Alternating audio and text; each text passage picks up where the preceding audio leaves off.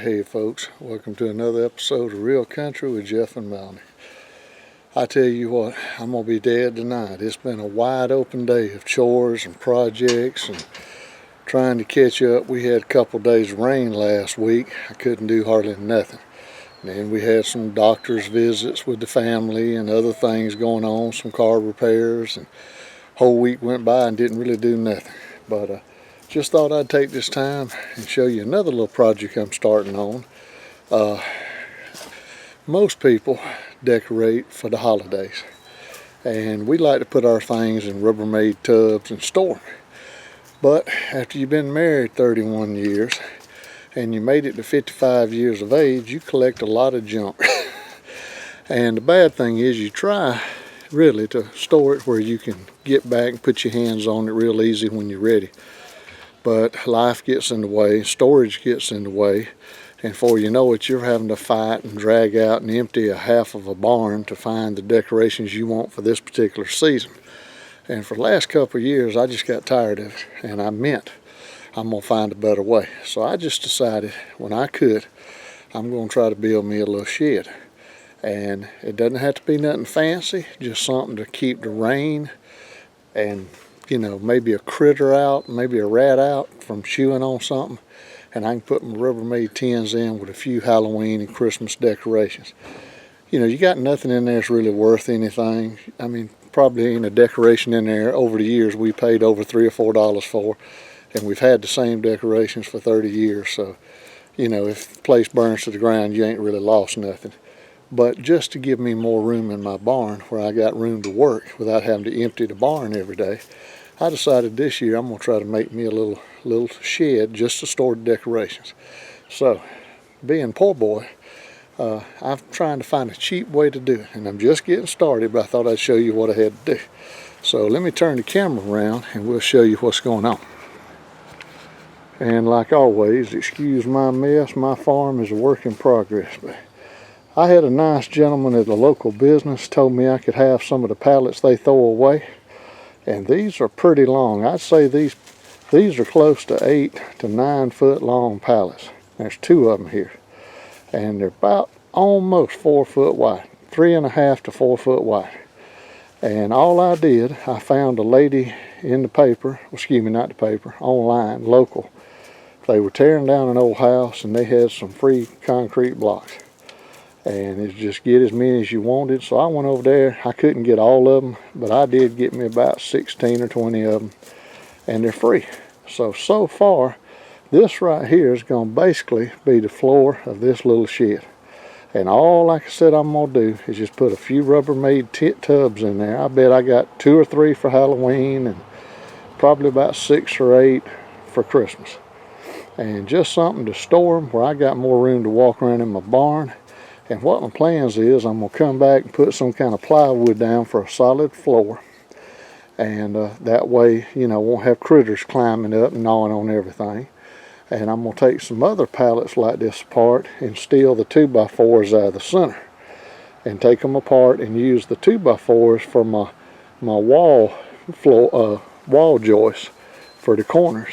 And then tie it together with some more of these boards. And then maybe get me some little cheap lap type plywood and tack it up to give me 4 walls. And then, like I said, a quick paint job and a little scrap tin roof. And if I'm lucky, maybe I won't have, I don't know, maybe $30 to $50 invested in it. And I'm going to try to reuse nails and screws that I've already got and just slap a little cheap paint job on it just to keep the weather off. Throw a little rat poison in there and maybe everything will last. But just thought I'd show you this one, and I'm in the process of doing another one I'll go show you. It's going to be around my garden. But the real work of this is what I want to show you. You can't see it now. But right up here where this Pepsi Cola sign is. I don't drink Pepsi, I just had somebody let me get that free sign. I got 2 of them. But I had a big old well curbing.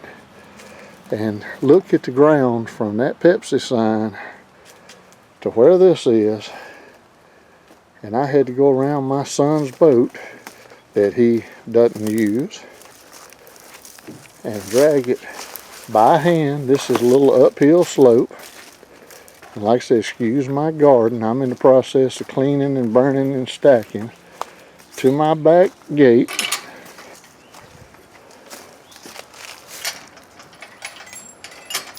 By myself, no joke, uphill one way. Not as bad as my daddy used to tell me, not both ways, but one way, past my garden, all the way to almost the back corner of my garden. I pushed by myself this well curving. I measured it. This thing is about 35.5 inches tall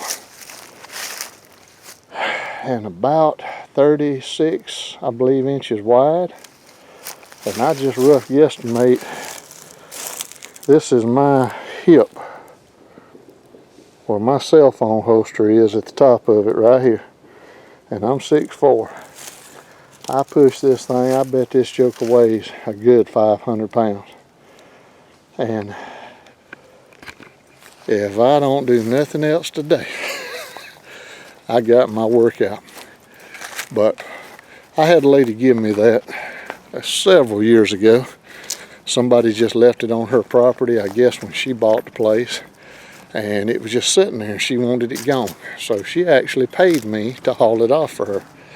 And I'm a bit of a pack rat, as you might can tell. I like to use stuff instead of throw it away. I was just raised that way. And my plan is, I've seen it with my wife watching those cooking shows. They have those outdoor bread pizza ovens. And I know that's not what it's made for. But I got two big old strong boys. One's pushing 30 and the other one's 25. And the first chance I get, I'm gonna get out there and build me a platform that's about waist high and build me a ramp.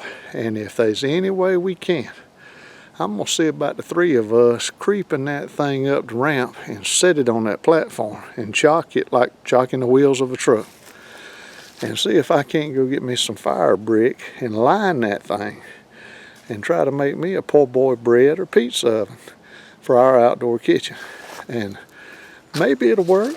If it don't, then I got some busted pieces of concrete that I'll use to fill in the hole somewhere on the property. That ain't hard to find. And I've wasted a little money on some concrete and fire brick. But it's worth a try.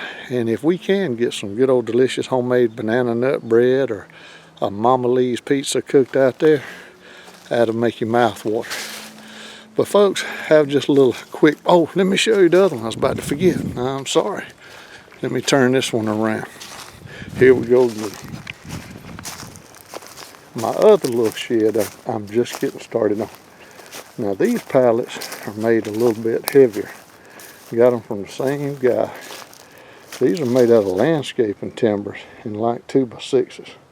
These are heavy. These even have metal straps banded on some of them. And there again, I've got my free concrete blocks. And I'm going to do the same thing. I'm going to tie the pallets together with a board, put them up on these blocks to support them, take some other pallets apart, and use them for the framing and the walls. And what I want to do with this one is basically the same thing, but for my garden. I want to use this to put a few little basic hand tools in, kind nobody'd steal.